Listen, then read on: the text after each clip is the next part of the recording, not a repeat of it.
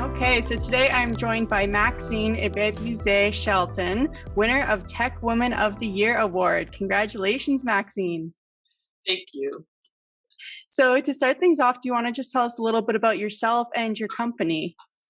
Sure. I'm a Windsorite for the last 37-ish years. And actually, I am the owner and operator of Max Mobile Solutions. I launched it last year. And through my business, I would say that what I do is I assist brands in declaring their greatest business and brand purpose, locating the people that most relate to it and helping them to meet their customers' deepest needs using traditional and technological means. And I just really believe that brand architecture and tech used ethically can transcend current standards and can lead the way of the future. And this is kind of the reason why I branched off and launched my own tech company. What we kind of do at what I do on a daily basis is I provide these comprehensive solutions, things like web development, web design, SEO, cybersecurity, and a long list of pretty cool things, including working with my daughter, who is an AI specialist. And so we do things like API, web and mobile development, native apps, custom branded AI chatbots coded with like human-like custom personalities. We do web accessibility, pushing the word out that it's important to have an inclusive web for all people. We really push auto and manual remediation for web accessibility, as well as site optimization and some social media tech integrations is mainly what our days consist of. Wow, yeah, definitely a lot going on. And I guess to get started, how did you first get into the tech industry?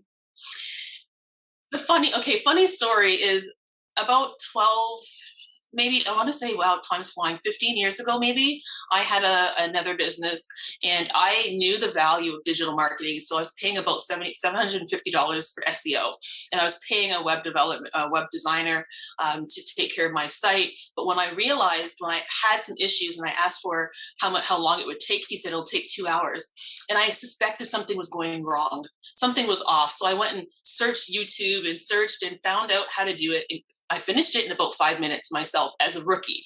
And that was a red flag for me, where I realized you get charged for what you don't know. You don't know if it takes 2 hours, charging me $140. So what I did was I fired him and decided to learn PHP and learn how to code. And I redeveloped my whole website myself. And at that point, I loved it. I liked the empowerment in it. I liked the creativity in it. I realized the art and science behind everything and thought, let's move forward with that. And that's kind of how I got started. Wow. Yeah, that's amazing. I love that story, and that, you were able to take it in your own hands, and now you've created your own company from it, which tech is definitely a huge part of. And so do you want to tell us a little bit about how tech impacts your company? How it impacts our company, I think we lead with tech. So I've been doing a lot of marketing locally for a lot of different organizations as I was helping to erect them and things like that. And I realized the importance of marketing. And it always came naturally for me. Of course, my background, my first degree is a Bachelor of Commerce, majoring in marketing. And so what I do is I work with companies who don't understand tech and how it applies to their life or their industry, and really focus in on how they can go ahead and focus their marketing strategy and use technology to leverage all the things that they need to reach their company goals in a more efficient way with a larger reach. And so this is really exciting for me. And I've kind of really focused in on a lot of, I guess, interesting uses of technology, such as local intelligence marketing. I find that we're doing a lot more of that, where there's geotargeting, geofencing, and all of those terms that people hear, but really focusing in on the ethical side of it as well.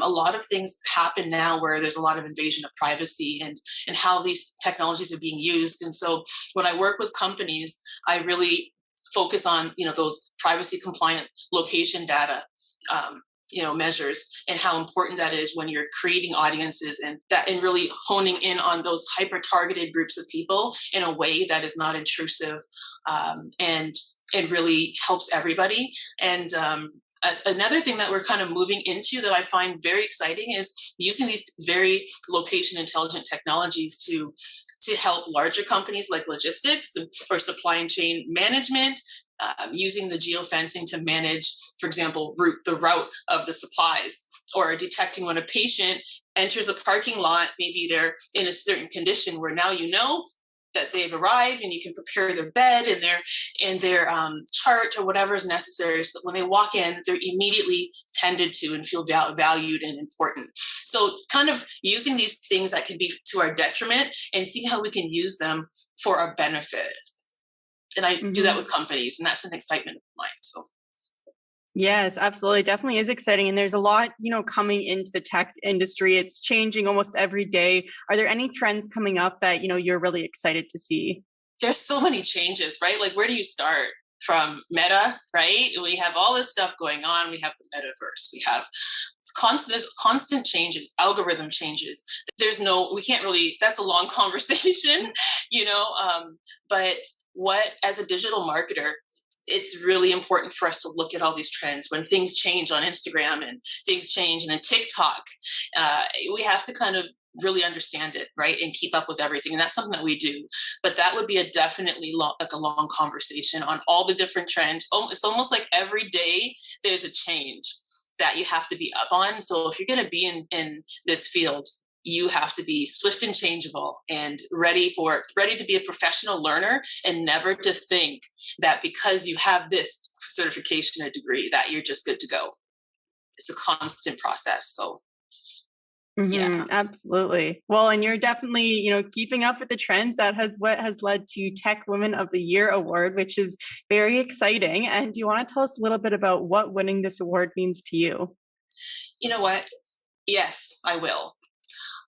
The fact that, number one, I'm a woman, and women in tech, it's so great to see. I've worked at the University of Windsor. I've worked in different places. And so seeing that in a industry where women really didn't dominate or have a place, and as a result, so many things went wrong, right? Like from the test dummies being always a male to, causing so many more disproportional deaths for women because women weren't the size of women, wasn't incorporated into it, or being a woman, for example, who is an African, and thinking about technological advances that took place, like the hand sensor for when you wash your hands, right? The group that originally did that was predominantly white male. And as a result, when people with dark pigment like myself went to try and wash their hands on that sensor, it didn't detect it because it didn't detect the dark pigment.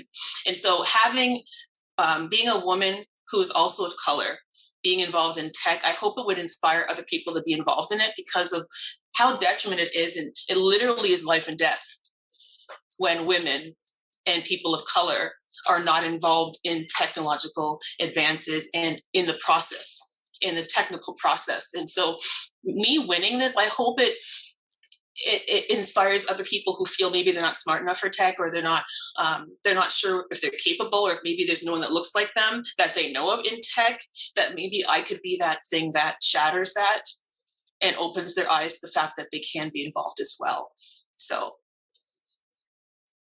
Yes, absolutely. Well, you definitely are an inspiration to so many young women and just people in tech in general. And what sort of advice would you give to those people who are maybe, looking to get into the industry? Don't be discouraged. Don't discount yourself.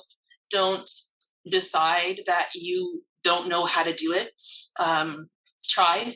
There are so many tools now. Codecademy. Go on there, sign up, dabble in it.